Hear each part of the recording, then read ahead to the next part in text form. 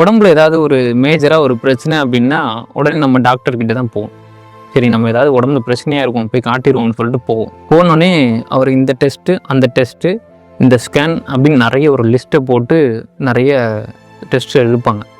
எடுத்து முடித்தோடனே அந்த ரிப்போர்ட்லாம் பார்த்துட்டு ஏப்பா என்னப்பா இப்படி இருக்கு உங்கள் உடம்பு இவ்வளோ மோசமாக இருக்க அப்படின்னு ஒரு வார்த்தை சொல்லிட்டான்னு வச்சுக்கோங்களேன், நம்ம உடம்புல அவ்வளோ பிரச்சனைகள் இருக்கோ இல்லையோ ஆனால் தானாகவே அது வந்துடும் அப்படிங்கிற மாதிரி நினைக்க ஆரம்பிச்சிரும். ஸோ நிறைய பேர் இந்த செக்கப்லாம் போகிறதுக்கு இல்லை அடுத்த ட்ரீட்மெண்ட்டுக்கு போகிறதுக்கு பயப்படுறதுக்கு காரணம் என்ன அப்படின்னா, என்ன இப்படி இருக்குது இப்படிலாம் வச்சுட்டு இருந்துருக்கீங்களே அப்படின்னு சொல்லிட்டு ரொம்ப அவங்கள பயமுறுத்துறதுனால அவங்களுக்கே மனசுக்குள்ளே பெரிய கஷ்டமாயிரும். ஏதாவது சொல்லிடுவாரோ, ஏதாவது பயமுறுத்துற மாதிரி ஏதாவது சொல்லிடுவாரோ அப்படிங்கிற ஒரு காரணத்தினால தான் சில டாக்டர்ஸ்லாம் என்ன பண்ணுவாங்கன்னா, உடம்புல எவ்வளோ பிரச்சனைகள் இருந்தாலும் மனசில் கொடுக்குற தைரியத்தை வச்சு அவங்க கொடுக்குற ட்ரீட்மெண்ட்டில் ஆட்டோமேட்டிக்காக குணமாயிரும்.